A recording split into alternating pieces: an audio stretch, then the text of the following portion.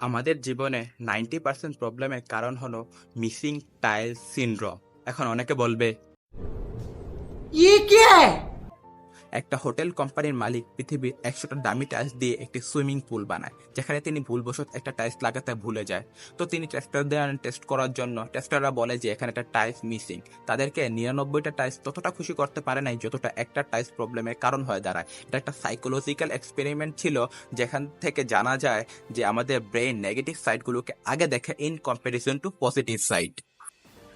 অনেকে মেতে 88 পায়, সে খুশি না কারণ সে 90 পায় নাই। আবার সোশ্যাল ইনফ্লুয়েন্সারদের মধ্যে দেখা যায় তারা খুশি না কারণ তাদের লাখের ফলোয়ার, তাদের মিলিয়ন ফলোয়ার চাই। আবার অনেকে চাকরি করে টাকা কামায়, তারা বেজার থাকে কারণ অন্যরা তার থেকে বেশি টাকা কামায়। আমরা যদি আমাদের জিনিস নিয়ে বা আমাদের কাছে যা আছে তা নিয়ে খুশি না থাকি, তাহলে কখনোই আমাদের কাছে খুশি আসবে না।